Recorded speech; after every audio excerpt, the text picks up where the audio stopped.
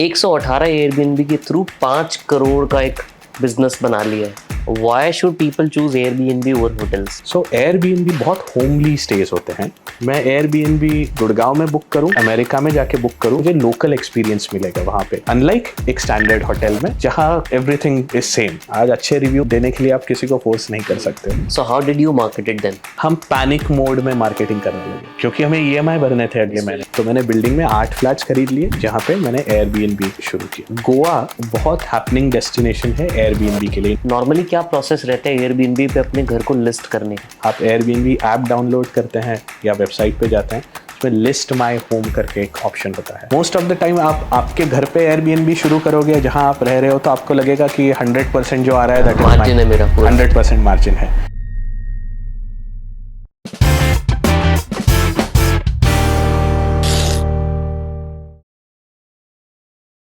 उदयन भाई, आप 118 एयरबीएनबीज चला रहे हो, होम स्टेज एयरबीएनबीज।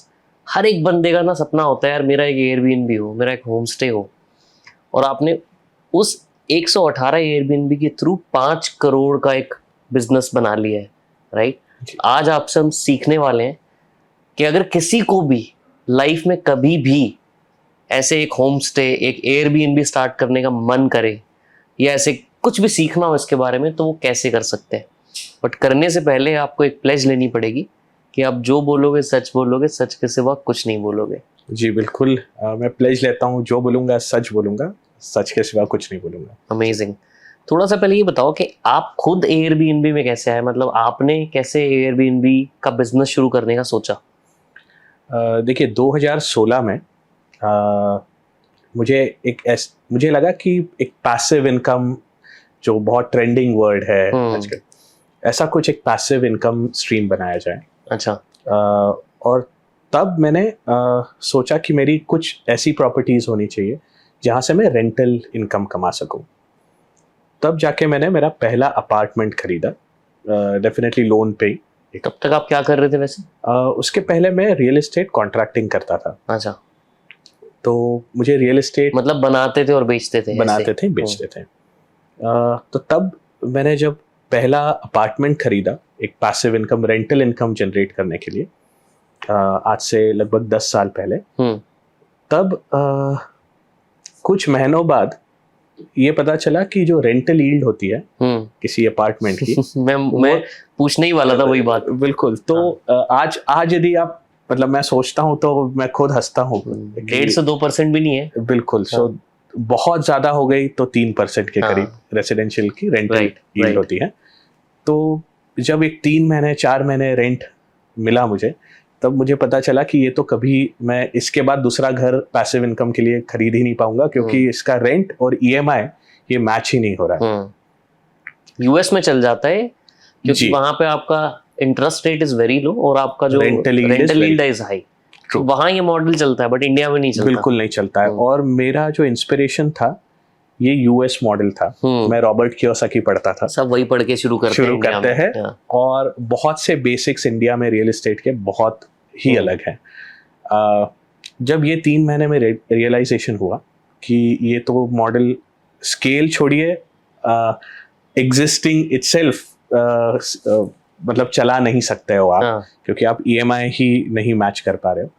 तब जाके मैंने रिसर्च करना शुरू किया कि मैं कैसी यील्ड इसकी बढ़ा सकता हूँ, रेंटल यील्ड।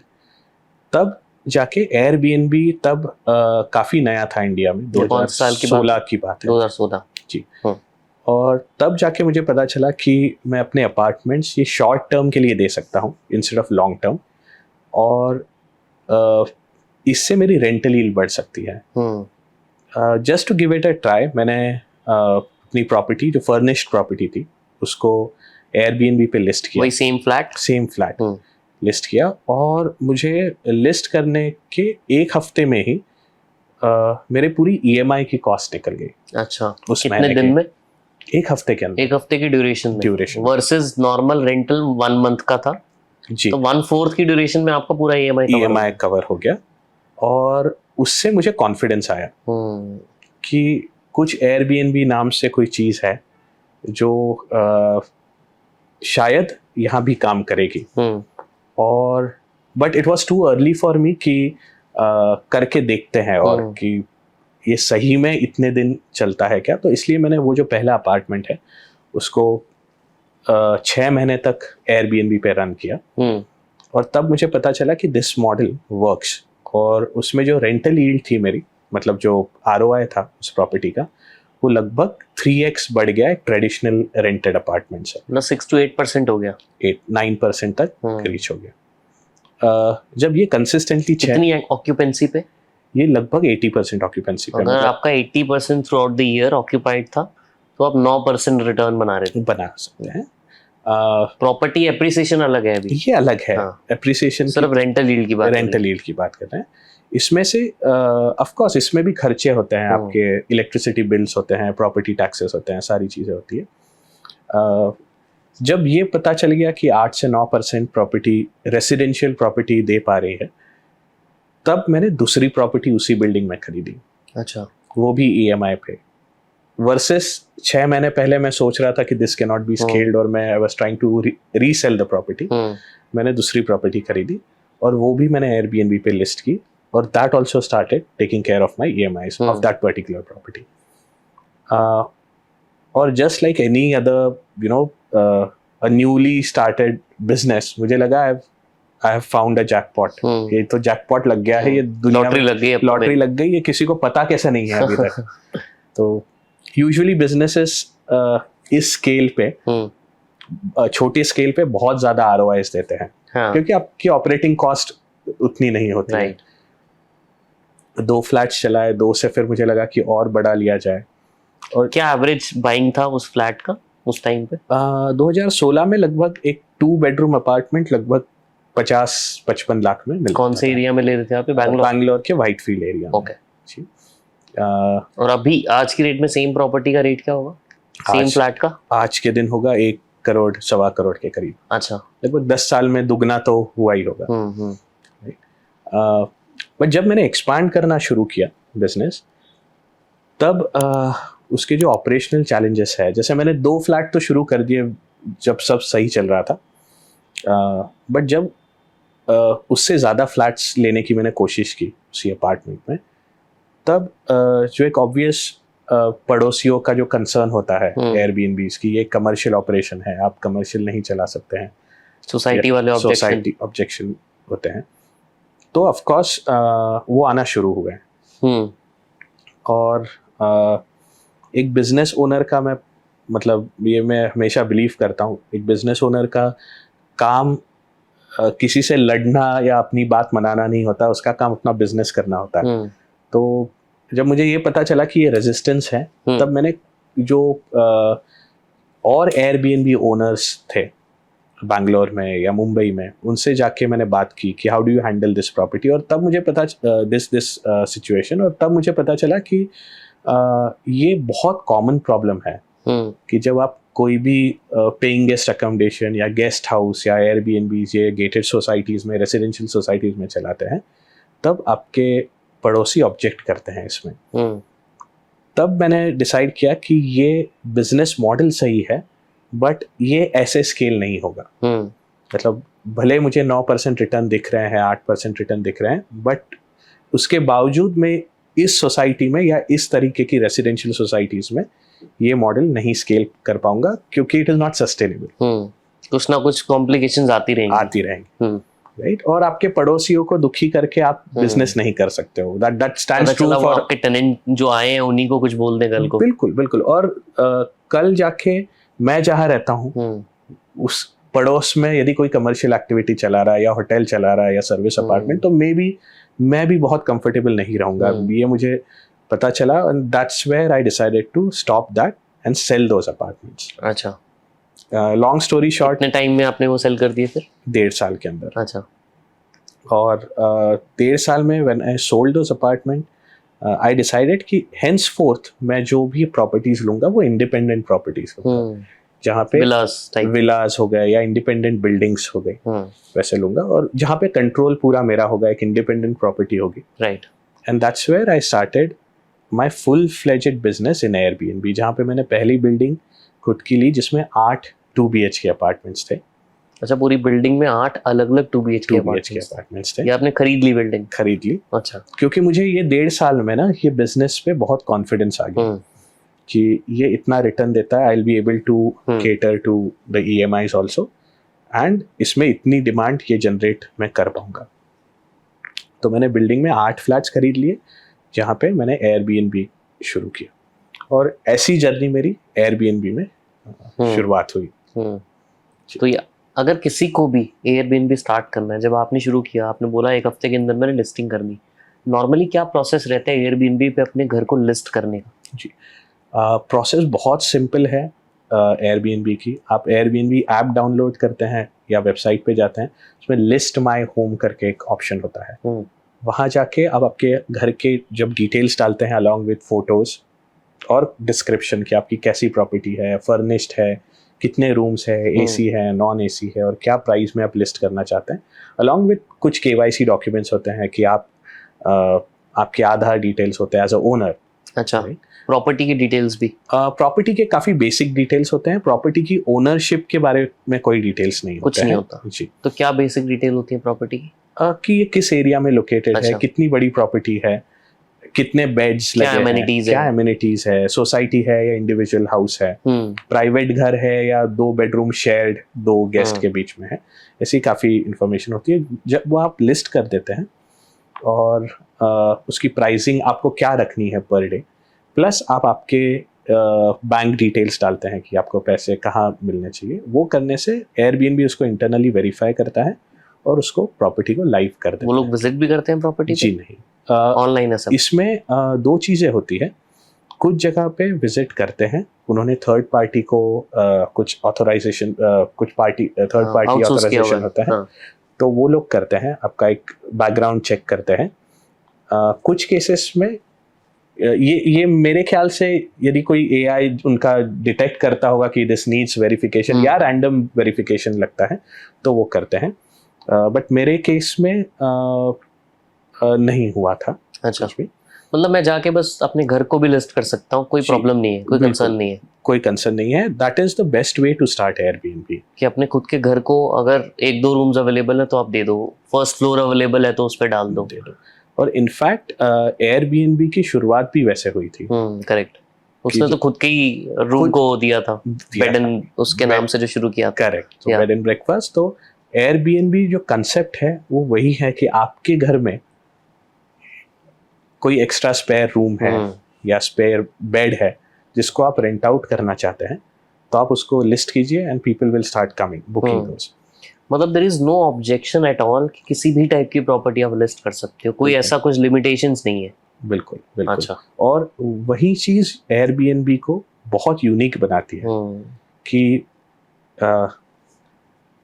मैं 1 BHK में रहूं, अगली बार Airbnb बुक करूं तो वो एक विला हो, उसके अगली बार बुक करूं तो शायद वो एक स्टूडियो अपार्टमेंट हो। हर बार the experience keeps changing based on the type of property it is as a traveller.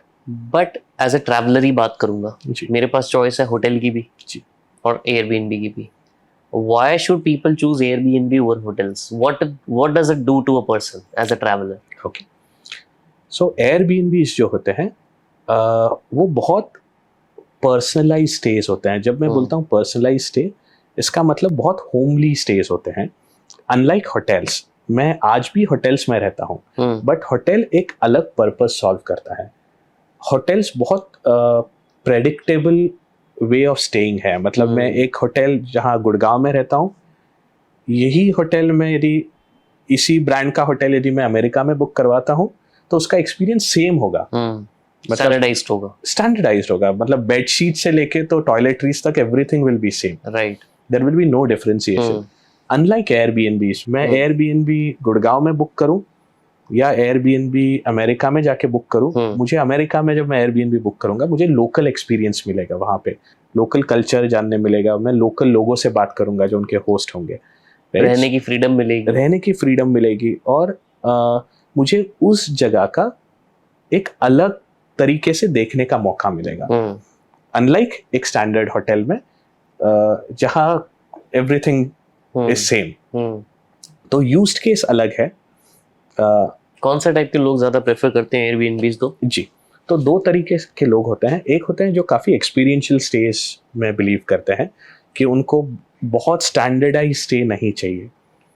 जैसे जैसे बहुत सारे सोलो ट्रैवलर्स होते हैं, या बहुत सारे इनफैक्ट बहुत सारी फैमिलीज भी होती हैं जो एक बार एक हॉलीडे डेस्टिनेशन पे जब जाते हैं, एक प्रॉपर्टी में रह गए, next time they don't want to stay in the same property, कि ये तो देख लिया, अब अगली बार कुछ दूसरा ट्राई करते हैं। राइट। अब जब दूसरा ट्राई करते हैं तो उनको एक अलग तरीके की प्रॉपर्टी चाहिए, राइट? दैट इज अलग एक्सपीरियंस चाहिए। तो वो एयरबीएनबी प्रोवाइड करता है, क्योंकि दूसरी प्रॉपर्टी एकदम अलग है पहली प्रॉपर्टी से। क्योंकि hotels normally looks the same more और लेस, क्योंकि होटल्स ये स्टैंडर्डाइजेशन पे काम करते हैं, एयरबीएनबी ये डिफरेंशिएटर पे काम करता है कि आप क्या डिफरेंशिएट कर पाओगे बाकी लोगों से। तो एक ही, मतलब आप ऐसा मान के चलिए, आप एक ही अपार्टमेंट में एक ही बिल्डिंग में दो अलग अपार्टमेंट्स हैं, दोनों के ओनर्स अलग है, तो दोनों एयरबीएनबीज अलग चलेंगे और दोनों का एक्सपीरियंस रहने का अलग होगा। okay? तो उसको बोलते हैं, उस एयरबीएनबी में उस ओनर का पर्सोना रिफ्लेक्ट करता है, उसका डेकोर उस हिसाब से होता है, उसकी फैसिलिटीज उस हिसाब से होती है, तो हर एक्सपीरियंस अलग होता है, उसकी पर्सनालिटी झलकती है उसमें, जो ओन करता है उस एयरबीएनबी। बिल्कुल। तो यही सेम चीज आपने बोला कि ओनर का एक पर्सोना झलकता है, राइट? आपने जब वो 2 BHK वाली बिल्डिंग ली जिसमें 8 2 BHK थे, 2018 की बात होगी, 2 साल बाद ऑलमोस्ट, है ना? तो आपने क्या क्या किया बाकी लोगों से डिफरेंशिएट करने में अपने आप को? जी, तो जैसे मेरी बिल्डिंग जो थी, ये बैंगलोर का एक टेक हब है, वाइट फील्ड करके, वहाँ पे मैंने खरीदी थी। यहाँ मैंने ऑब्जर्व किया कि काफ़ी हमारे जो ट्रैवलर्स हैं, ये एक मिलेनियल या एक 25 से 40 साल के उम्र के लोग हैं। ये बहुत टेक सैवी लोग होते हैं और वेल ट्रैवल्ड होते हैं, बिकॉज ये टेक बैकग्राउंड से आते हैं, आईटी कंपनीज में काम करते हैं, वेल ट्रैवल्ड होते हैं, इनको एयरबीएनबी का कंसेप्ट पता होता है। तो मेरे जो अपार्टमेंट्स थे काफ़ी हाई टेक थे, मतलब अपार्टमेंट में एकदम छोटी सी बात है, जो हम घर पे मे बी टाटा स्काई पे केबल कनेक्शन लेते हैं, मेरे एयरबीएनबीज में सारे स्मार्ट टीवीज हुआ करते थे।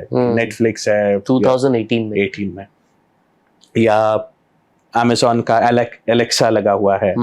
सो ये छोटी छोटी पर्सनलाइज चीज़ें थी जो डिफरेंशिएट करती थी एक नॉर्मल एयरबीएनबी को एक कंपटीशन से। आप मतलब आपने टेक फोकस्ड बनाया, टेक फोकस्ड बनाया क्योंकि मेरा ऑडियंस वैसा था, राइट?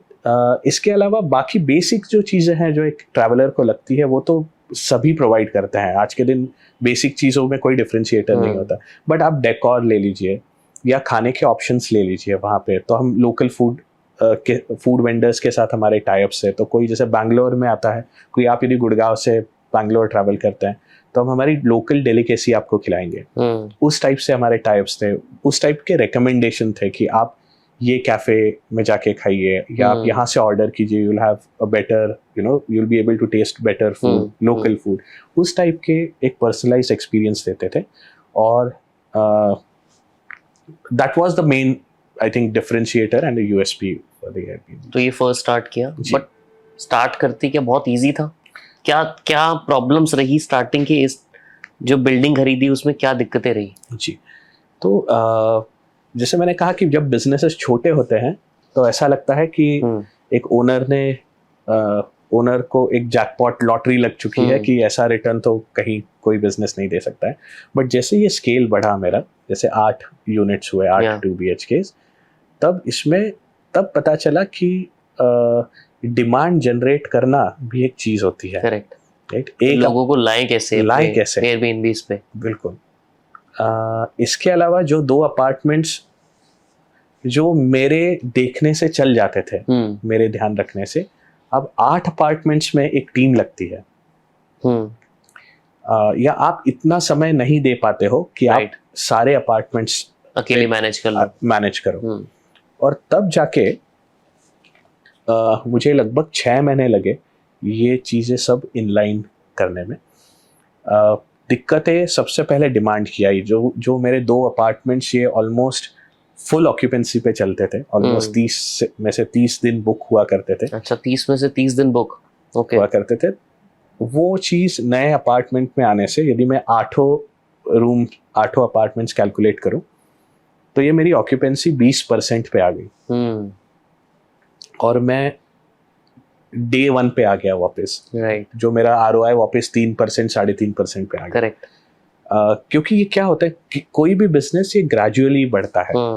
तो 1 से 2 वाज फाइन, बट 2 से 8 was percent wise it was a big leap. और जो हॉस्पिटैलिटी या एयरबीएनबी बिजनेस है, ये रिव्यूज पे बिल्ड होते हैं।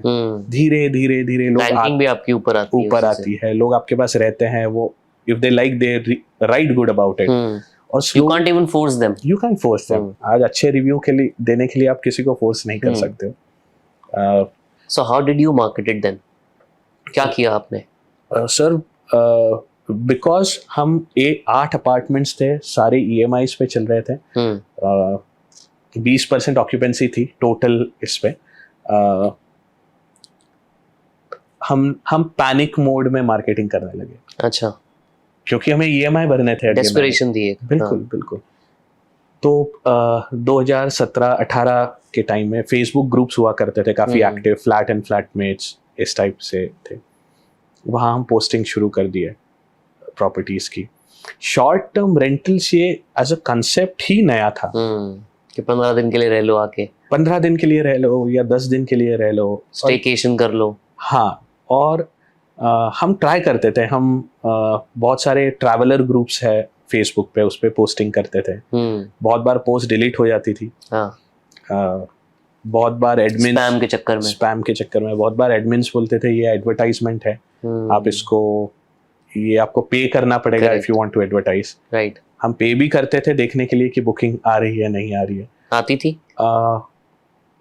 पता नहीं, क्योंकि हम ट्रैक नहीं करते थे कि कहाँ से आ रही है। हमको खाली दिखता था फेसबुक से आ रही है, बट कौन से ग्रुप से आ रही है। बट ऑफ कोर्स आती होगी, क्योंकि फेसबुक दिखता था। Facebook is a that was उस टाइम पे तो बहुत एक्टिव। अब तो फेसबुक है, इतना नहीं एक्टिव है। तो वहाँ से आती थी। फिर हमने प्रॉपर्टीज ऑफलाइन गए, हम लोग लोकल जो ट्रैवल एजेंट्स होते हैं उनके साथ में टाई अप किया। अच्छा। इसके अलावा जो आसपास वेन्यूज होते हैं, जैसे मैरिज वेन्यूज होते हैं, वेडिंग वेन्यूज होते हैं, या ट्रेड शोज जहाँ पे होते हैं, उनके पास जाके मिले कि आप जब ट्रेड शो अरेंज करते हैं आपके गेस्ट कहाँ रहते हैं।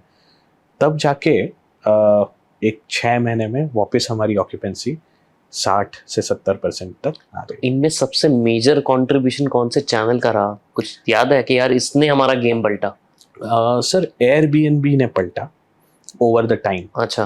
राइट, क्योंकि एयरबीएनबी बिल्ड होने में टाइम लगा। तो जैसे एयरबीएनबी में बुकिंग आते थे, बुकिंग के बाद में लोग रिव्यू लिखते थे, जब रैंकिंग बढ़ती गई, जब रैंकिंग बढ़ती गई, सर्च में ऊपर आने लगे, और वर्ड ऑफ माउथ बढ़ने लगा लोगों का, कि जैसे जो लोग खुश होकर रिव्यू अच्छे डालते थे, वो लोग, कोई अगली बार बैंगलोर आ रहा है तो वो रेकमेंड करते थे। राइट, कि वहाँ रुक जाना।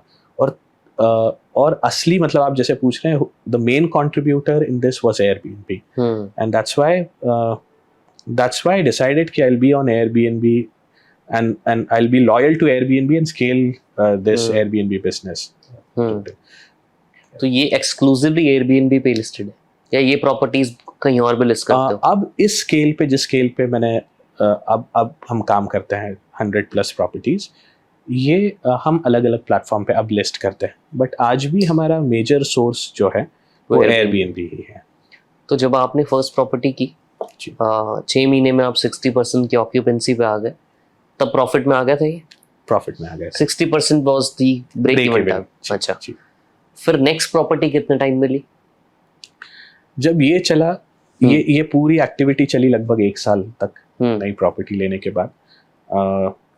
उसके बाद उसकी जो नेक्स्ट प्रॉपर्टी है इसके बाद, वो हमने अगेन अपार्टमेंट्स लिए वापस।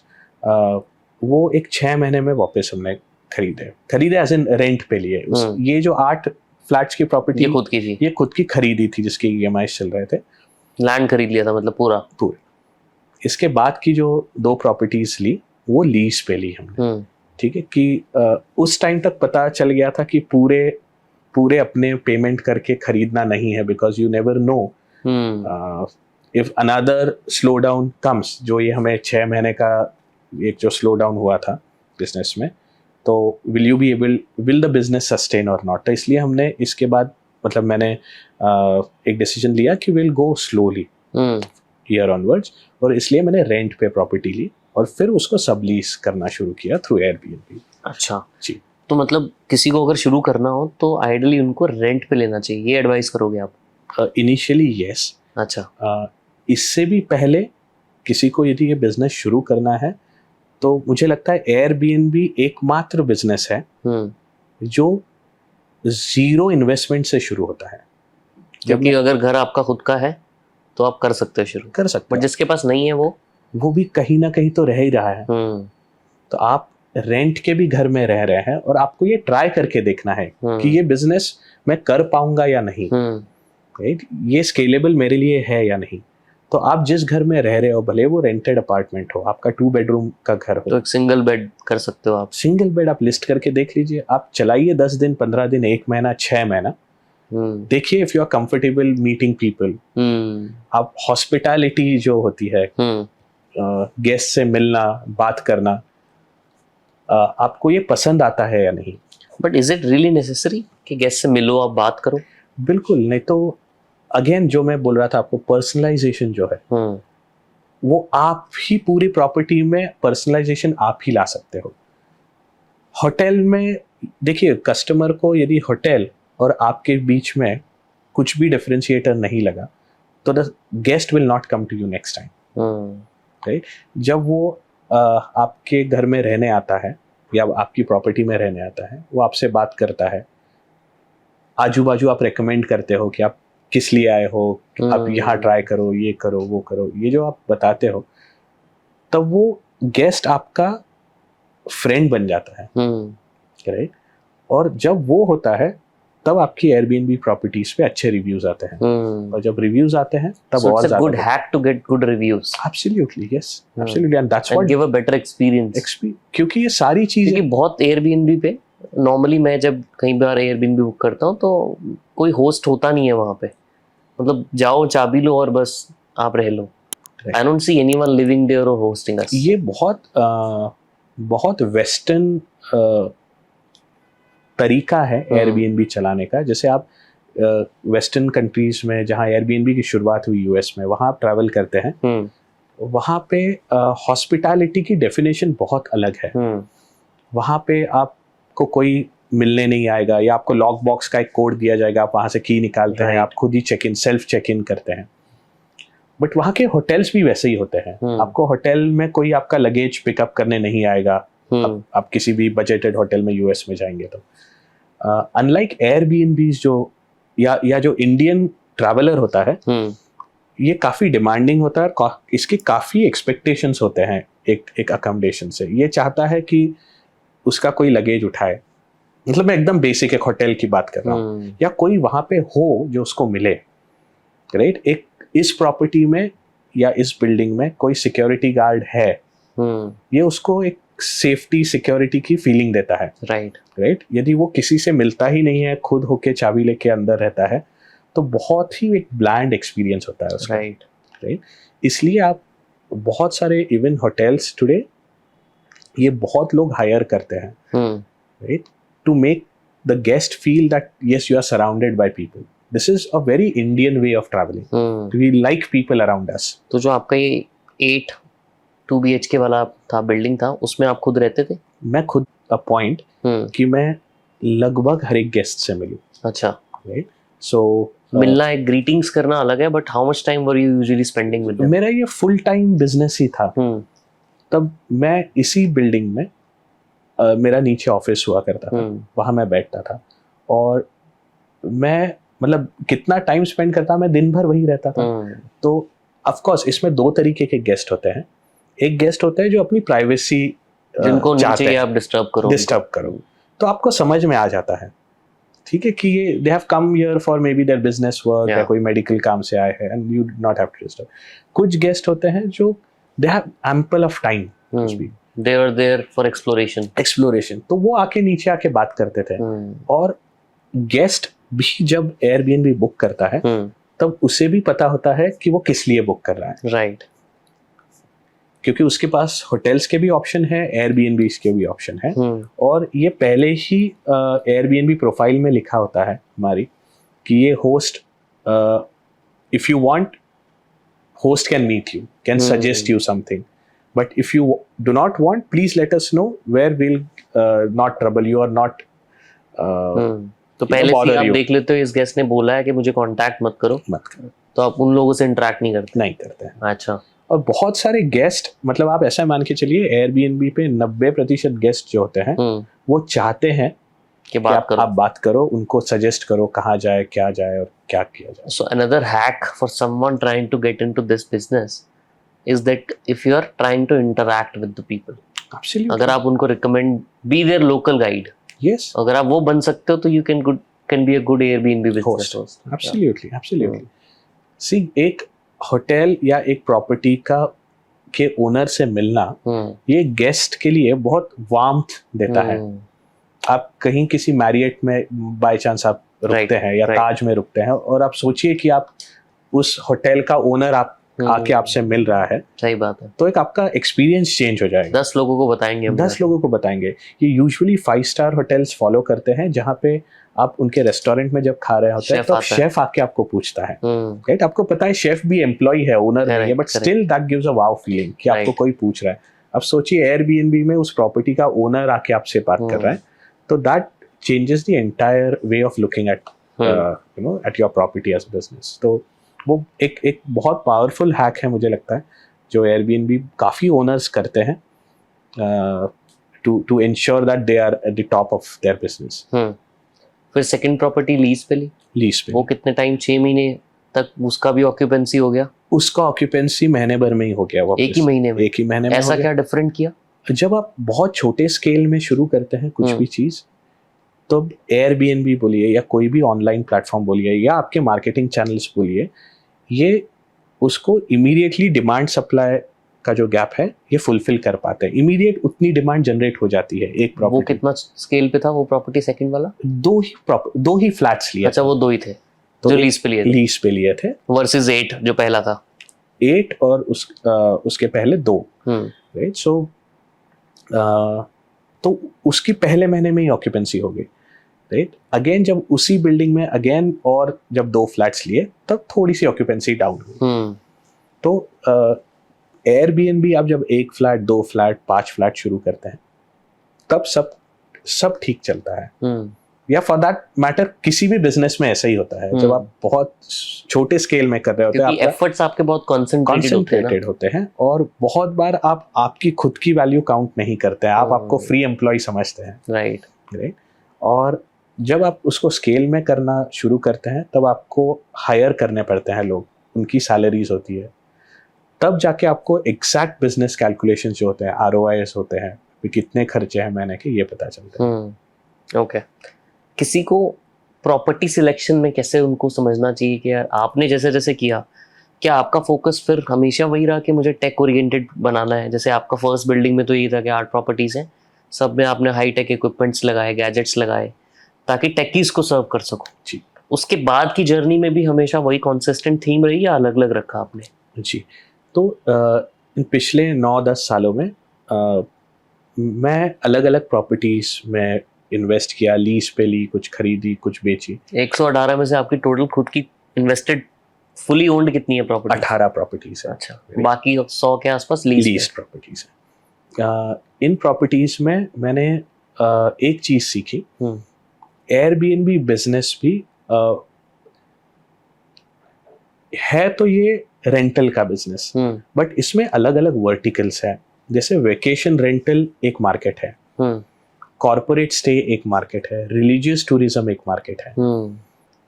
आप जिस लोकेशन पे हो करेंटली, उस लोकेशन पे क्या केटर करते आएगा आपको, that should be your first step toward starting your Airbnb. कोई एग्जांपल दो जी। आपने मान लो 4-5 अलग अलग जगह पे शुरू किया, हर एक सिटी का एग्जांपल ले लो। वैसे तो बैंगलोर ही है आपका, बट एरिया वाइज कुछ एग्जांपल लेके बताओ। जी, मैं बताता हूँ। जैसे फॉर एग्जांपल गोवा, ये बहुत हैपनिंग डेस्टिनेशन है एयरबीएनबी के लिए। इनफैक्ट एयरबीएनबी इंडिया का Goa is one of their largest market. Goa ये वेकेशन रेंटल मार्केट है, यहाँ पे लोग छुट्टी मनाने आते हैं, कोई कॉरपोरेट ज्यादा नहीं आते हैं। वेकेशन रेंटल का जो कस्टमर होता है ये बहुत एक्सपीरियंशियल कस्टमर होता है। एक्सपीरियंशियल का मतलब इसको आप, ये कस्टमर को आपकी प्रॉपर्टी यदि पसंद आए तो ये आपके पास दूसरी बार आएगा, बट इसको पसंद भी आ रही हो आपकी प्रॉपर्टी, ये शायद आपके पास तीसरी बार नहीं आएगा, क्योंकि he is experimenting with different locations, right. ये हो गया वेकेशन रेंटल का कस्टमर। जो कॉर्पोरेट होता है वो बार बार आएगा, उसको उसके ऑफिस से वॉकिंग डिस्टेंस पे प्रॉपर्टी हो, आप भले आप एयरबीएनबी हो या कोई अदर ब्रांड हो, ये आपके पास ही आना है क्योंकि उसको बहुत कन्वीनियंट है आपकी प्रॉपर्टी, राइट।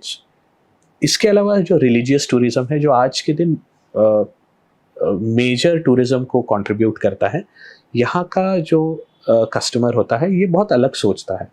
क्या सोचता है? इसको बहुत कंफर्ट नहीं चाहिए, बट इसको बहुत फ्लेक्सिबिलिटी चाहिए in terms of check in checkout. So जैसे काफी अभी अयोध्या जैसे जगह में बहुत एयरबीएनबीज, बहुत होटल्स बन रहे हैं। रिलीजियस टूरिज्म के जगह पे बहुत चीजें डिपेंड करती है आपकी पब्लिक या जो आपके कस्टमर है वो कितने बजे आ रहे हैं और कितने बजे जा रहे हैं, उनके ट्रेन के टाइमिंग्स क्या है, फ्लाइट के टाइमिंग्स क्या है, Correct. उस हिसाब से check in checkout times change होते हैं। तो यूजुअली रिलीजियस टूरिज्म में 24 आवर्स का चेक इन चेकआउट होता है, right. Interesting. Unlike vacation rentals में आपको दोपहर में 2 बजे या 3 बजे चेक इन मिलता है, सुबह 11 बजे ब्रेकफास्ट के बाद में चेकआउट होता है। तो भले बाहर से दिखने के लिए ये एक ही बिजनेस है, बट इंटरनली आपको पता होना चाहिए which segment of this travellers you can cater to. मैं जैसे बैंगलोर में व्हाइटफील्ड में रहता हूँ, तो सिंस ये टेक वैली, सिलिकॉन वैली माना जाता है इंडिया का, तो यहाँ काफी टेक पार्क्स है, तो मेरी प्रॉपर्टी सब वैसी मैं देखता हूँ, वैसी बनी हुई है, वैसे एमिनिटीज है कॉर्पोरेट्स के लिए, राइट। या कोई फैमिली ट्रैवल कर रही है या कॉर्पोरेट्स ट्रैवल कर रहे हैं अलॉन्ग विद देयर फैमिलीज, तो they can stay, they can cook their food and so on in those properties. तो आपको ये डिसाइड करना है आप जहाँ रह रहे हो, आप can you cater to a similar audience like yours, and if you can do it, nothing better than that. So आपका अभी तक का सारी प्रॉपर्टीज कॉर्पोरेट को फोकस करती है आज के दिन? हाँ, मैंने वेकेशन रेंटल्स मैंने बंद कर दिए। I experimented with vacation rentals. I experimented independent villas जो थे मोस्टली, इंडिपेंडेंट विलास क्यों बंद किए?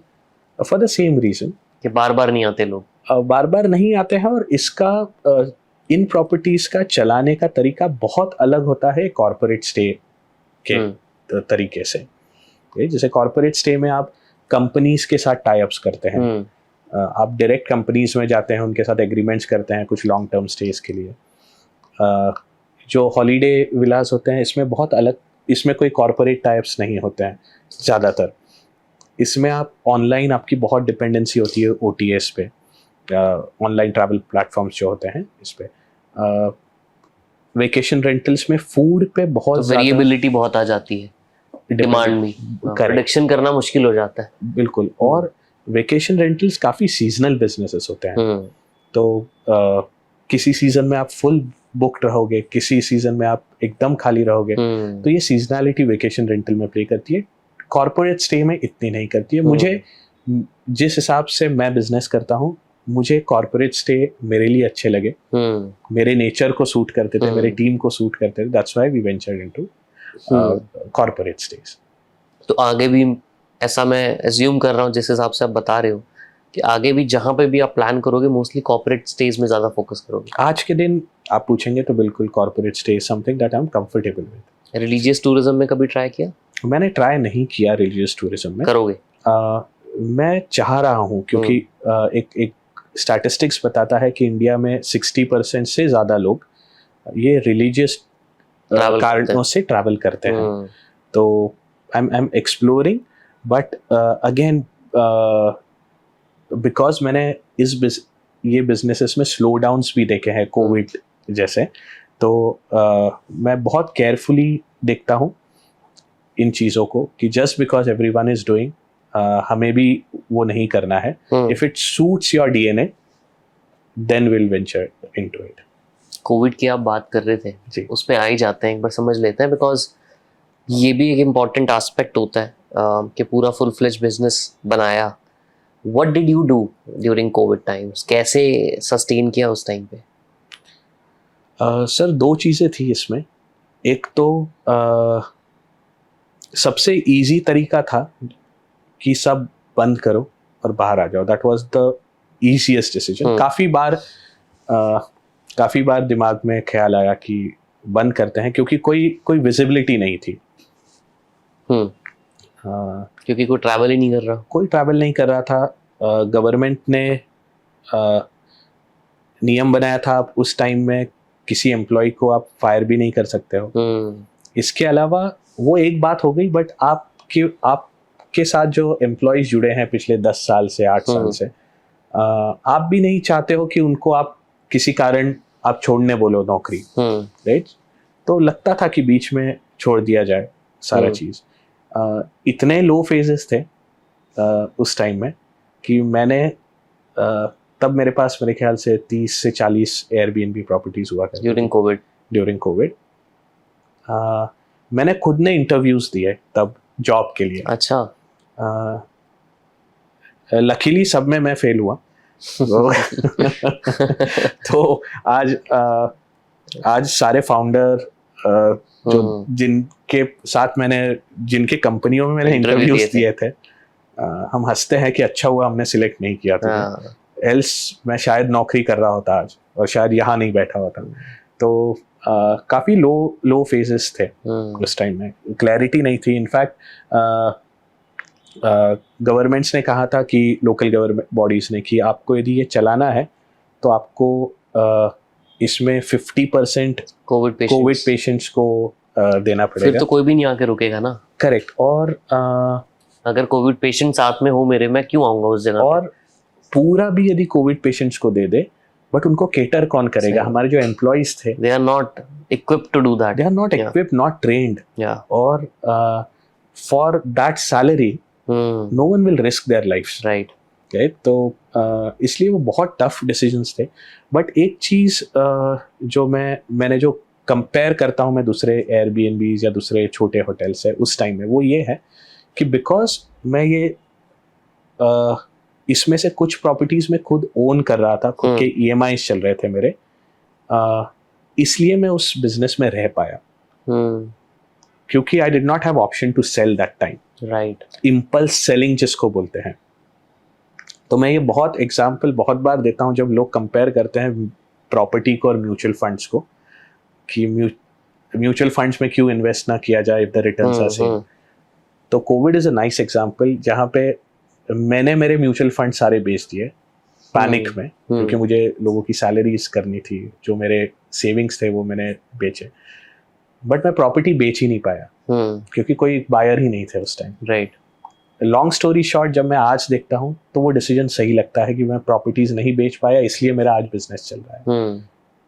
तो किसी भी बिजनेस में मुझे ये लगता है कि भले बाहर से एप्पल टू एप्पल कंपैरिजन दिखता हो, बट वो ऐसा होता नहीं है. हर एक के प्रोज एंड कॉन्स होते हैं. तो लो फेज में भी सरवाइव कर लिया. उसके बाद जब हमने शुरू किया एयरबीएनबी, जब सब वापस कब रिज्यूम किया? जब ये लॉकडाउन हटे 2021 में, तब वापस एयरबीएनबीज पे बुकिंग आना शुरू हुआ. बट कितना टाइम लगा वापस उस लेवल की पीक पे आने में जो पहले जिस था? दिन बंद हुआ और सेम लेवल पे आने के लिए 2.5 साल लगा. 2.5 साल तक पहुंचे वापस. और 2.5 साल में जितने माइनस गए, उसको माइनस से वापस 0 आने में अगला 2 साल लगा. 4.5 साल के आसपास लग गए आपको रिकवरी करने में पुरानी. जी. क्योंकि ये जो 2-2.5 साल जो बंद था, ये बंद होने के बावजूद सारे एक्सपेंसेस तो चल ही रहे थे. एम्प्लॉयज की सैलरी चल रही थी, आपके प्रॉपर्टीज के EMIs चल रहे थे. EMIs तो क्या ठीक है, they are going towards your asset, but जो एक्सपेंसेस होते हैं, जैसे बिजली का बिल होता है, ये एक मिनिमम आपको पे करते ही रहना होता है. प्रॉपर्टी टैक्सेस होते हैं, ये आपको पे करने ही सकते हैं। आपकी प्रॉपर्टी में जो एनुअल मेंटेनेंस होते हैं प्रॉपर्टी के, लिफ्ट का हो गया, पावर बैकअप का हो गया, ये आपको रिन्यू करने ही होते हैं। डिस्काउंट मिल रहे थे उस टाइम में because everyone knew that things are not right, but still this expenses were going including property tax, everything was on, but only the income were not there. तो बट उसके बाद जब मार्केट खुला तब एक सडन सर्ज आया जिसको हम सबको ट्रैवल करना था। सबको ट्रैवल करना था, वो एक चीज़ थी। और एक जो चीज़ थी जो बहुत लोग नहीं जानते हैं वो ये है कि उस टाइम में बहुत होटल्स और बहुत एयरबीएनबीज ये हमेशा के लिए बंद हो चुके थे। They could not survive. तो इसलिए मार्केट में सप्लाई बहुत कम था और लोगों को ट्रैवल करना था, इसलिए सारे एयरबीएनबीज या सारे होटल से फुल दिखते थे। तो एक और रीजन भी था ना जी, people who were earlier staying in a hotel wanted to prefer in isolation stays in Airbnb, इनको वो थोड़ा सेफ लगा मेडिकल रीजंस की वजह से। मेडिकल रीजन से तो काफी ट्रैवल का नेचर बदल गया कोविड के बाद में। इस दौरान बहुत नए एंटरप्रेन्योर्स, एयरबीएनबी एंटरप्रेन्योर्स जिनको हम बोलते हैं, उन्होंने अपने बिजनेसेस शुरू किए and they have been doing excellent now. फिर एक्सपेंशन किया आपने वापस से जी। अब 30 से वापस 118 पे आए। बंद भी हुई थी कुछ प्रॉपर्टीज 30 में से? तो तब ये जो 30 प्रॉपर्टीज थी कोविड के बाद, ये प्रॉपर्टीज जैसे मेरी गोवा में थी प्रॉपर्टीज, तो मैंने ये बंद कर दी। गोवा वाली मतलब वेकेशन लीज पे थी वो? लीज पे थी। तो सारी जो लीज वाली थी वो मैंने बंद कर दी क्योंकि I had option to come out. Right. जो मेरी खुद की थी उसमें ऑप्शन ही नहीं था बाहर आने का। तो तब तक 18 थी आपकी खुद की या वो बाद में बनी है? नहीं, तब 12 थी। अच्छा। तो उसके ईएमआई चल रहे थे, उसमें फर्नीचर लगा था, सारा लगा था। अब कोविड में आप खुद के घर से बाहर नहीं निकल रहे हो, आप प्रॉपर्टी बेचने कहाँ जाओगे? राइट। अब खरीदेगा भी कौन? खरीदेगा भी कौन उस प्राइस में? तो इसलिए उसके बाद एक्सपांशन की जब बात आई उसके बाद में, तो मैंने कोविड के बीच में जब फर्स्ट लॉकडाउन हटा और ऐसा लगा कि सब ठीक चल रहा है, अब तो सब नॉर्मल हो गया, तो एक ड्यूरेशन था फर्स्ट वेव और सेकेंड वेव के बीच में। मैं बहुत ज्यादा ऑप्टिमिस्टिकली मैंने और एक प्रॉपर्टी ले ली उस टाइम में। उस फेज में। और सेकंड वेव तो बहुत ही एक्सट्रीम थी, वो बहुत वन तो कुछ भी नहीं थी। करेक्ट। तो ये टिपिकल न्यू बिजनेस ओनर्स की जो मिस्टेक्स होती है, ये मैं कर रहा था तब। तब मैंने एक 1 BHK की प्रॉपर्टी खरीदी। अच्छा। रेंट पे ली, लीज पे खरीदी थी। और जब सारा फर्निशिंग किया, जब शुरू की, मेरे ख्याल से 1.5-2 महीना बहुत अच्छी चली और फिर सेकेंड वेव आई और ये भी पूरी ठप हो गई। बट बिकॉज फर्स्ट वेव का हमें एक्सपीरियंस था, तो second was much easier for us to sell through. कि इनिशियली जैसे सेकेंड वेव आई और ये सब हमें दिखना शुरू हुआ, बुकिंग्स डाउन हो गए, तब हम वापस लैंड ओनर के पास जाके हमने रीनेगोशिएट किया। और बिकॉज कुछ ही महीनों पहले ओनर्स को भी पता था ये चीज़ें हैं, तो owners were also cooperative that time. उन्होंने कहा ठीक है, फर्स्ट से बाहर आ गए, अब सेकेंड में गए, सेकेंड से भी बाहर आ जाएंगे। एंड दैट वाज मतलब of course it was a tragedy for the world, but compare to first wave we were more sorted. हमें पता था कि not doing anything is the best way to sail through COVID. Right. इसलिए हम सब बंद करके we did nothing during this time. Staff is a very important factor while running an Airbnb, especially जिस scale पे आप run कर रहे हो, right? जी। थोड़ा सा ये बताओ कि what are the top 2-3 things that people should look at while hiring staff for their Airbnbs? देखिए, एयरबीएनबी आप जब स्केल में चलाते हैं तब जो सबसे इसेंशियल कंपोनेंट्स होते हैं किसी भी होम स्टे को चलाने के, एयरबीएनबी को चलाने के, ये आप नहीं कर सकते हो एज अ ओनर, क्योंकि सबसे इम्पॉर्टेंट काम होता है हाउसकीपिंग,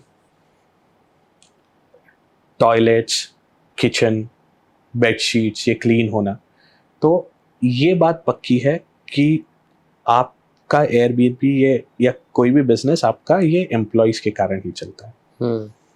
2-3 ट्रेट्स ऐसे होते हैं एम्प्लॉयज के जो मैं देखता हूँ इस बिजनेस में। एक तो हॉस्पिटैलिटी जो होती है, मतलब हॉस्पिटैलिटी मुझे लगता है एक नेचर है। तो मतलब आप भले होटल बिजनेस में हो या नहीं हो, बट यदि आप एज अ पर्सन आप को हॉस्पिटैलिटी पसंद है, आपको लोगों को इनवाइट करना, आप इनवाइटिंग नेचर के हो लोगों को, तो आप एयरबीएनबी कर सकते हैं। वही मैं क्वालिटी देखता हूँ मेरे एम्प्लॉइज में कि how good they are to serve their customers. How do you जज? ये चीज़ें सर बहुत बार बात करने से ही पता चल जाती है, क्योंकि ये क्या होते हैं, ये जो हाउस कीपिंग स्टाफ होता है या बिल्डिंग सिक्योरिटी स्टाफ होता है, ये मतलब जिसको हम ब्लू कॉलर एम्प्लॉइज बोलते हैं, इनका कोई फॉर्मल एजुकेशन नहीं होता है। right? ये कोई होटल मैनेजमेंट करके आए हुए बंदे नहीं होते हैं। इनका कोई रेज्यूमे भी नहीं होता है कि आप इनका रेफरेंस चेक करो या पुराने मैनेजर से पूछो, वो भी नहीं होता है ज़्यादातर। तो the only way to know them is to speak with them. कुछ कंडीशंस उनको दो कि इस कंडीशन में आप क्या करोगे।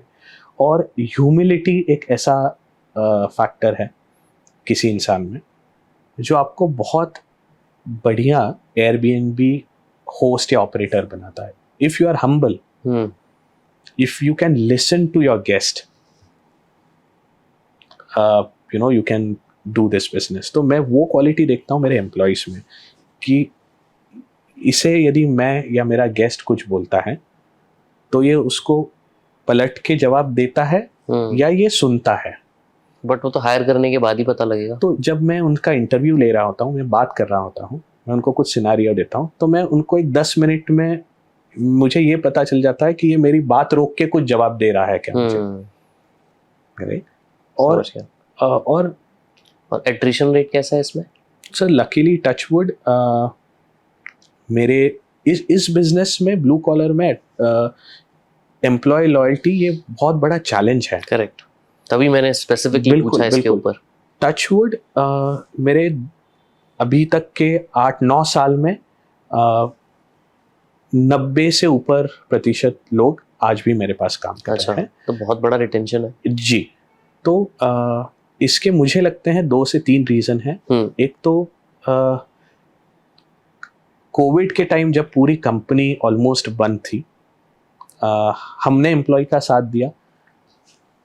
That was a big thing for them, क्योंकि उस टाइम में हॉस्पिटैलिटी जो स्टाफ था, होटल स्टाफ, इनको लोगों ने सबसे पहले निकाला। हमने एक भी हमारे स्टाफ को नहीं निकाला। That was one big point for them, so they are still with us. दूसरा चीज़, हम कुछ एम्प्लॉयज़ को रिटेंशन बेनिफिट्स देते हैं जो कि ब्लू कॉलर में ये बेनिफिट्स कोई नहीं देता है। लाइक जैसे हम हमारे हर एक एम्प्लॉय को जब वो ट्रैवल करते हैं अपने घर, तब हम उनको फ्लाइट का आने जाने का टिकट देते हैं। अच्छा जी, ये तो कोई भी नहीं करता, मैंने नहीं सुना। जी, तो जो एक हाउस कीपिंग का स्टाफ है जिसकी सैलरी एक 15-16 हज़ार रुपए है, उसको फ्लाइट दे रहे हो, जो आज तक कभी फ्लाइट में बैठा ही नहीं है जिंदगी में, जब वो फ्लाइट से जाता है घर पे और वापस आता है, तब उससे ज्यादा उसकी फैमिली प्राउड फील करती है। राइट। ये एक छोटा सा हैक है। इसके अलावा हम कुछ अकोमोडेशन तो होता ही है इसका।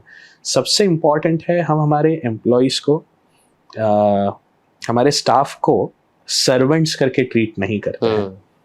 हम उनको केयर टेकर्स बोलते हैं। हम हमारे काफ़ी कम्युनिकेशन में हम जब गेस्ट से बात करते हैं तब बोलते हैं they are not your servants, they are your caretakers. तो जब आप इनसे या ब्लू कॉलर से स्टाफ से जब आप अच्छे से बात करते हैं, उनको रिस्पेक्टफुली आप ट्रीट करते हैं, तब they go out of their way to service you, and that has been my biggest learning. पूरे इकोसिस्टम में सबसे नेग्लेक्टेड स्टाफ जो होता है वो ये होता है। लोग तू तड़ाके से बात करते हैं आप, और जबकि सबसे इम्पोर्टेंट कंपोनेंट वही है पूरे बिजनेस का।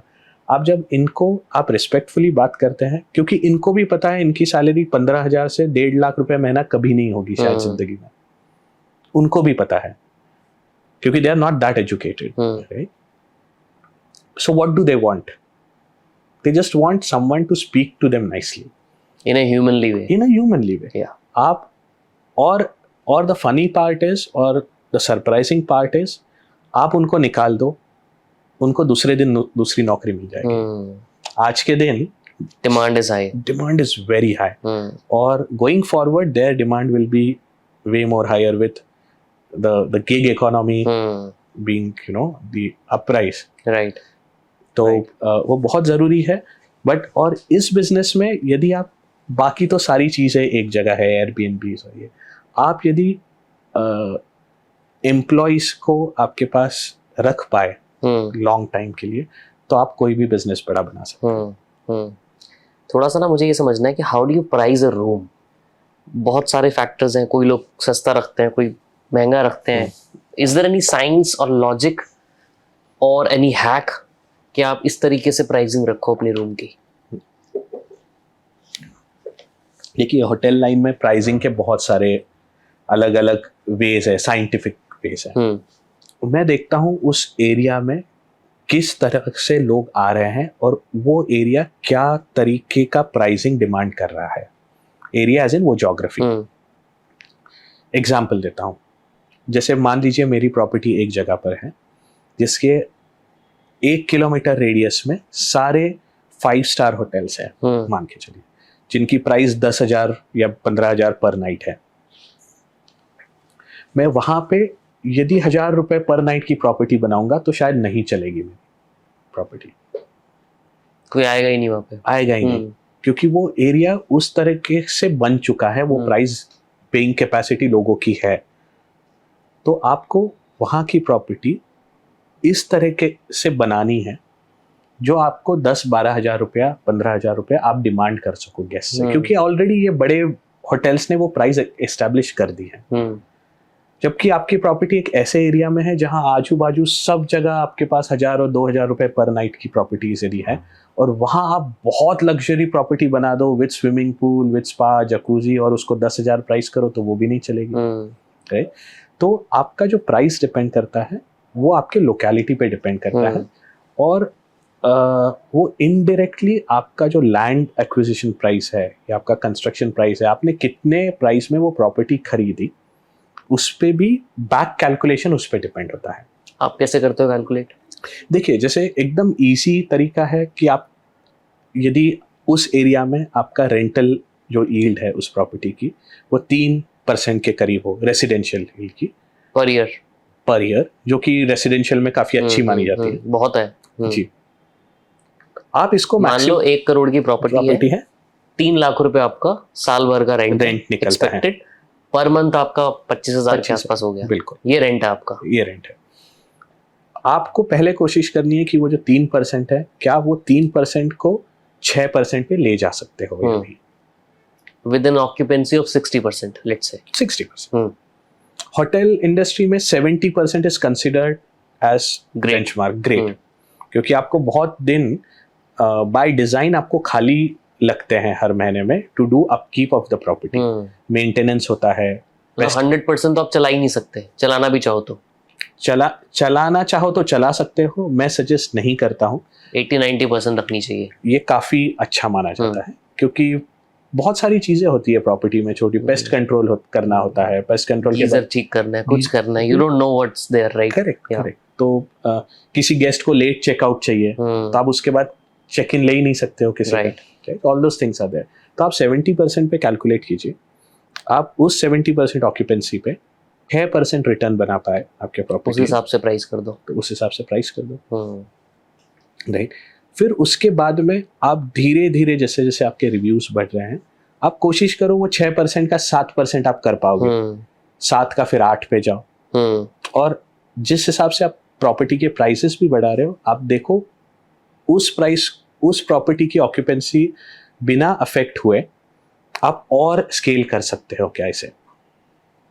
तो अगर मैं इन अ वेरी ब्रॉड टर्म बोलूं, आपने एक प्रॉपर्टी ली जिसका आपको रेंटल, मैं बोलूं तो 2% पे मिल गया आपको वो रेंट पे, राइट?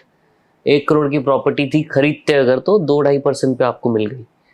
7% आप उम्मीद करते हो कि मेरा रिटर्न बन जाएगा एयरबीएनबी बिजनेस के थ्रू. तो जो आपका डिफरेंस है वो है 3 से 4%, Correct. जो आपका बेसिकली मार्जिन है। जी उसके अंदर अब आपकी सारी कॉस्ट आ गई, बिल्कुल। Which is your staff cost, your maintenance cost, your marketing cost, your discounts, everything is there in that 4%। Very true. यही मार्जिन है आपका, देखा जाए तो। यही मार्जिन है। इसको कैलकुलेट करने का और एक तरीका है। हम्म, ये हो गया जब आप प्रॉपर्टी बाय कर रहे हैं। आप मान के चलिए आप बाय ही नहीं कर रहे हैं, आप रेंट पे ले रहे हो। आप रेंट पे ले रहे हो। तो यदि आप रेंट 2% के यील्ड के हिसाब से आप ओनर को दे रहे हो और आप उस पे 4% बना रहे हो, तो आप 100% मार्जिन पे काम कर रहे हो। Right? That's a way to look at, yeah. That's a optimistic way to look at. दोनों तरीके हैं देखने के। अगेन जैसे मैंने कहा, एंड यूजर के लिए एयरबीएनबी है, but as a owner operator आप बिजनेस वाइज आप प्रॉपर्टीज बनाने में इंटरेस्ट रखते हैं, खुद की वेल्थ बनाने में कि मेरी प्रॉपर्टी खुद की होनी चाहिए, या आपका क्या फोकस रहता है? ऑफ कोर्स वेल्थ क्रिएट करने के लिए तो खुद की प्रॉपर्टीज होना ही जरूरी है, बट खुद की प्रॉपर्टीज बनने में काफी टाइम लगता है, राइट? तो जैसे मान के चलिए आप 1 करोड़ में यदि एक फ्लैट या अपार्टमेंट खरीदते हैं, उसी 1 करोड़ में आप लगभग 15 नए अपार्टमेंट शुरू कर सकते हैं यदि आप रेंट पे लेते हैं तो, right? So it is 1 versus 15। तो इसलिए आपको एज अ ऑपरेटर आपको उसका बैलेंस रखना है कि ये बहुत स्लो जर्नी है अपार्टमेंट बाय करने की, but the real wealth is created by buying a property, not by just operating. क्या खर्चे रहते हैं normally? Which all are the cost? आपने बोला यार मैं ये देखता हूँ कि 2 से मैंने 4 कर दिया, सो मैंने डबल कर दिया अपना वो मार्जिन, 100% ग्रोथ कर दी, राइट? जी। अब इस मान लीजिए आप 3,000 रुपए का रूम है, राइट? इसके अंदर हमारे खर्चे क्या होते हैं, क्या देखना होता है हमें? जी, मैं परसेंट में आपको बताता हूँ। हाँ। यदि आप एज अ ऑपरेटर करते हैं, मतलब किसी और की प्रॉपर्टी है और आप खुद उसको रेंट दे रहे हो और आप एयरबीएनबी चला रहे हो, तो आपका rent is the major expense of your entire the 3,000 rupees that you are going to earn. What is the average rent that you pay normally? Generally आप जो प्रॉपर्टीज में देखते होगे ट्रेंड, यार मैं 50,000 का रेंट देता हूँ, 70 का देता हूँ। एक 2 BHK के लिए लगभग 30 से 35,000, एक 3 BHK के लिए लगभग 50-55,000। ठीक है। अगेन ये एरिया डिमांड करता है, राइट? आपका पूरे कॉस्ट में लगभग 50 से 55% जो होता है रेंट है, वो रेंट में जाता है। इसके अलावा आपका 10% के करीब आपका एम्प्लॉय कॉस्ट में जाता है, मतलब 65% के करीब। 5% आपका जाता है मेंटेनेंस के अगेंस्ट, हाउसकीपिंग हो गया, सारी चीज़ें हो गई। इसके अलावा आपका 10 से 15% जाता है टैक्सेस के अगेंस्ट, लाइसेंसेस फीस होती है, GSTs होते हैं, सारी चीजें होती तो मार्जिन इज 10 to 15%। तो एक अराउंड 15% के करीब, 15% प्लस आपको बचता है, which is as good as any other business. तो जो कई बार लोगों को लगता है कि ये बिजनेस बहुत एबनॉर्मली हाई रिटर्न्स देते हैं, तो ऐसा नहीं होता है। ये भी रिटर्न्स 15%, 20% रिटर्न्स भी बहुत अच्छे रिटर्न्स होते हैं बिजनेस में पोस्ट टैक्सेस। और जब आप आपकी कॉस्ट किसी भी बिजनेस में इंक्लूड करते हैं, तब आपको रियल उसका ROI पता चलता है। मोस्ट ऑफ द टाइम आप आपके घर पे एयरबीएनबी शुरू करोगे जहां आप रह रहे हो, तो आपको लगेगा कि 100% जो आ रहा है दैट इज मार्जिन है मेरा, 100% मार्जिन है, क्योंकि आप आपकी कॉस्ट नहीं इंक्लूड कर रहे हो। आपका शायद पुश्तैनी घर है, को इनहेरिटेड घर है, रेंट नहीं है, कोई रेंट नहीं है, तो आपकी सारी इनकम है। तो आप इसको यदि बिजनेस की तरह देखोगे तो 15-20% आप मार्जिन निकालते हैं। आप इसको एज अ साइड हसल के तरह से देखोगे तो then you can make as high 70-80%। Right. अब लास्ट 1-2 चीजें पूछूंगा जी sir. What are the top 2 or 3 mistakes that people do when they get into Airbnb business? Okay, the number one mistake that they do is they are initially they are unable to decide whether this should remain a side hustle for them or is this a business for them. Right? Most of the Airbnbs start as side hustle. कि यार मेरे पास एक room पड़ा है, मैं नौकरी कर रहा हूँ 10 से 5, एक एक्स्ट्रा इनकम हो जाए तो मैं एक रूम चढ़ा देता हूँ. That is one. It is very important for owner to understand that if the customer is paying for some service to him or her, he doesn't care whether it's a side hustle for you or it's a full-time thing for you. He wants the services what he has paid for.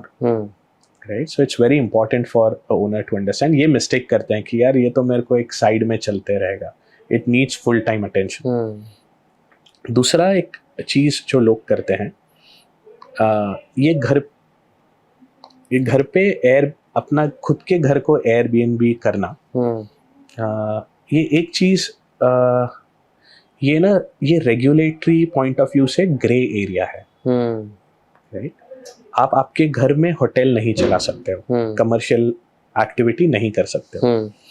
ये जानना local जो नियम है उस state के, उस तो जो आपने अपार्टमेंट्स लिए ये भी तो रेजिडेंशियल अपार्टमेंट्स ही होंगे? नहीं, ये कमर्शियल कन्वर्ट है. अच्छा, ओके. तो यही चीज़ है जो इनिशियल मिस्टेक्स जो होती है, आप शुरू कर देते हैं, फिर रेगुलेटरी जो फ्रेमवर्क होता है, it should be the other way around, but still आपको पता चलता है कि आप ये कमर्शियल एक्टिविटी कर रहे हो, और फिर जब तक कोई ऑब्जेक्ट नहीं करता आपको कभी पता नहीं चलता. राइट. तो ये जो तो आपको ये पहले से पता होना कि आपको इसको बिजनेस बनाना है या इसको एकदम छोटा ही रखना है. Just you are doing it just out of your passion towards doing this. ये सेकेंड है. थर्ड सबसे इंपॉर्टेंट है, you have to understand your value of time. As a Airbnb host और एज एनी बिजनेस ओनर, आप भले इसको side hustle कर रहे हैं या इसको फुल टाइम कर रहे हैं, आप जितना समय उस बिजनेस में दे रहे हो उतना रिवॉर्डिंग वो बिजनेस है क्या. समटाइम्स वो न करके आप आपके एग्जिस्टिंग जॉब में या एग्जिस्टिंग प्रोफेशन में यदि आप ज़्यादा टाइम खर्च करते हैं और आप स्किल करते हैं तो you can make more money. Right. So वो ये जो 2 से 3 चीज़ें हैं देखना, ये बहुत ज़रूरी है, क्योंकि जैसा मैं बोलता हूँ, grass looks greener on the other side, it always looks greener on the other side. तो किसी भी बिजनेस को जब तक आप शुरू नहीं करते हैं, किसी और के आंकड़ों पे वो जानना बहुत टेम्पटिंग लगता है.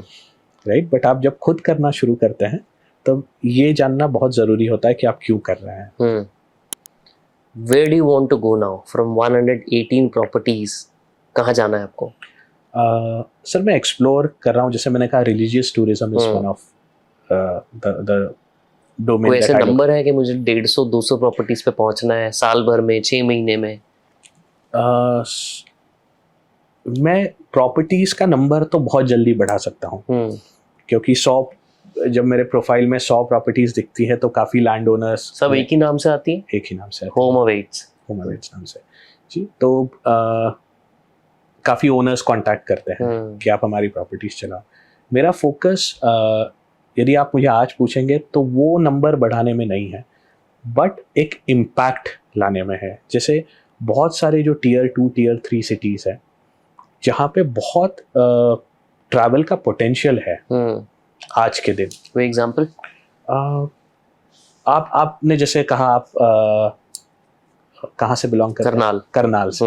Right?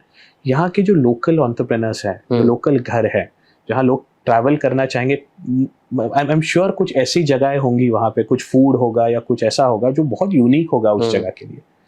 Now those kind of places, those kind of homes can be converted to home stays. और वहाँ के जो ओनर्स हैं जो उस घर में रह रहे हैं, they can run it like a home stay. Right? That is something that I am looking after, कि जो Tier 2 और Tier 3 सिटीज़ हैं वहाँ जाके उन लोगों को बताया जाए कि Airbnb is way of inviting people. बहुत सारे फार्म स्टेज हैं. मैं बैंगलोर के एक 100 किलोमीटर रेडियस में काफ़ी जगह हैं जिनके फार्म लैंड्स हैं जो आज भी फार्मिंग करते हैं. उनके घर है, एक फार्मिंग एक्सपीरियंस किसी को देना है तो they can list their home on Airbnb. तो उस तरीके का इम्पैक्ट सोसाइटी में लाने के लिए मैं कोशिश कर रहा हूँ. 200 से 500 जाना, I think earlier it was there as goal था. बट आज लगता है कि वो मेरे ख्याल से that's very small of a goal to even achieve today. तो that is something that I am looking after now. Amazing. Last चीज पूछूंगा आपसे जी. बस. If anybody wants to start, a 20-year-old, 30-year-old, आज किसी को आज कोई बिजनेस स्टार्ट करना हो, it could be Airbnb, it could be in hospitality, it could be anything else, कोई ऐसे 2 बिजनेस आइडियाज आपको लगता है यार मैं नहीं कर रहा बट कोई और तो कर ले ये, can you recommend any business ideas? आप जहाँ रह रहे हो वहाँ की लोकल प्रॉब्लम्स आइडेंटिफाई कीजिए. वो प्रॉब्लम सॉल्व करने के लिए कोई आपको पैसे देने के लिए तैयार है क्या, वो देखिए और उसको सॉल्व कीजिए. How do one figure out कि ये प्रॉब्लम है? जब आप लोगों से मिलते हैं, जैसे बहुत बार आप देखिए, हम जैसे एयरबीएनबी चलाते हैं, हमारे बिजनेसेस में छोटी छोटी प्रॉब्लम्स होती है, जैसे या अलाइड एक्सटेंशंस होते हैं बिजनेस के. जैसे खाना हो गया, खाना एक ट्रैवल हो गया, एयरपोर्ट से पिकअप ड्रॉप करना है, एयरबीएनबी का हाउसकीपिंग का स्टाफ अरेंज करना. जैसे इस इंडस्ट्री में एम्प्लॉयज मिलना, उनसे लॉन्ग टर्म के लिए काम करवाना, ये चैलेंज है. तो इसी में एक बिजनेस रेडी हो सकता है. लोकल गाइड्स का बिजनेस रेडी हो सकता है कि आप एयरबीएनबी जितने भी है उस लोकेलिटी में, आप वहां जाके आपका ब्रोशर या आप मार्केट करो कि आपके गेस्ट को I will do a tour of the city, tour of the area. बहुत सारे अलाइड बिजनेसेस है. तो it is not necessary for someone to start something which the world is doing. उसमें आपकी स्किल होना आपको सही में पसंद है क्या. मेरे काफी मुझे लोग पूछते हैं कि हम प्रॉपर्टी ओनर है, आप जो कर रहे हो हम ही कर देते हैं, हम आपको क्यों दें. एयरबीएनबी जैसे आप चला रहे हो, हम भी चला लेंगे. हाँ. तो चला तो सभी सकते हैं, दुनिया में सब चीज सब कर सकते हैं, बट जिस चीज की आप में एक्सपर्टीज है, आप कंस्ट्रक्ट कर सकते हो तो आप कंस्ट्रक्शन कीजिए. आप अच्छा खाना बना सकते हो तो आप एयरबीएनबी इसको खाना सप्लाई कीजिए.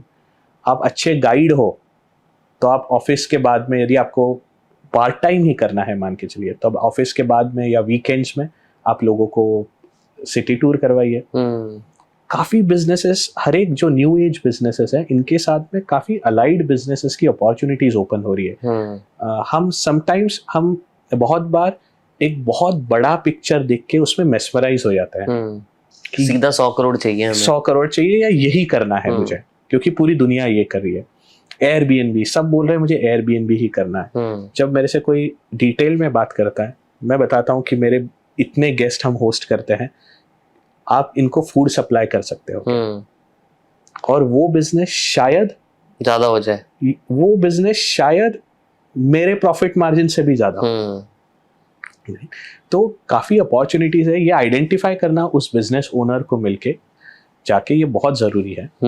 और दूसरा बहुत इंपॉर्टेंट, जैसे मैंने पहले भी कहा था, ये आइडेंटिफाई करना कि सही में बिजनेस करना ये सही में आपके लिए जरूरी है क्या. आज एंटरप्रेन्योरशिप या बिजनेस करना ये बहुत कूल माना जाता है, बट इसके लिए बहुत एक अलग माइंडसेट लगता है. मैं ये नहीं बोल रहा हूँ ये गलत है या ये सही है, बट कुछ लोग एम्प्लॉयमेंट मतलब नौकरी में बहुत प्रोग्रेस करते हैं, ज्यादा अच्छी ग्रोथ मिलती है, because they are tuned like that, right, कि उनको सुबह 8 से रात को 8 बजे तक दे आर फुल्ली डेडिकेटेड. 8 बजे के बाद फोन बंद. बिजनेस में आप 24 घंटा बिजनेस में होते हो, राइट. आप एयरबीएनबी जब करते हो तब आपका गेस्ट सैटरडे कोई सैटरडे संडे नहीं, और 24 घंटा आपका गेस्ट चेक इन चेकआउट कर सकता है. मुझे मेजर कॉल्स जो आते हैं रात को 2 या 3 बजे, जब कोई मेरा स्टाफ नहीं उठाता है कॉल, तो वो कॉल मुझे आता है. वो होता है कि हमारी डोर की की घूम गई है, राइट.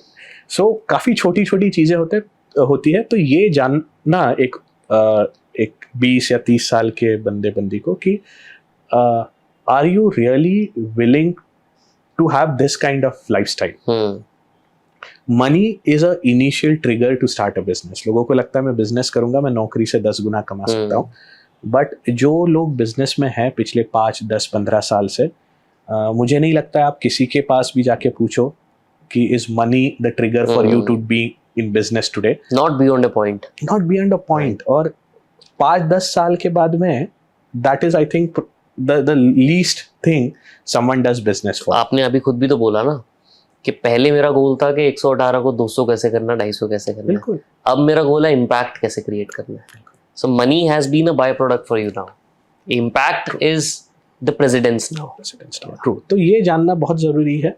और ये सारी जो विजडम आती है ये लोगों से बात करके आती है. ये आप घर बैठ के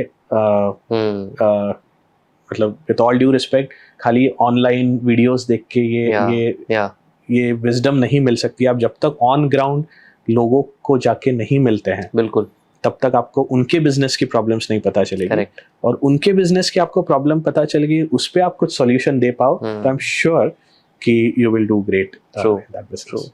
बट बहुत मजा आया आपसे बात करके. I am sure lot of people may get inspired और learn a lot about Airbnb और hospitality in general. So thank you for being here. आप ट्रैवल करके आए हो इतनी दूर से जी, तो उसके लिए भी थैंक यू सो मच. जब आप इम्पैक्ट वाली जो बातें हैं जो आपने की वो क्रिएट करोगे तो फिर एक बार और एक सेशन करेंगे एंड सी, तब समझेंगे कि आप जो इम्पैक्ट करना चाह रहे थे वो हुआ या क्या उसमें लग रहा है, कैसा हो रहा है, कैसा जा रहा है. सो thank you for being here. Thank you very much. Thank you.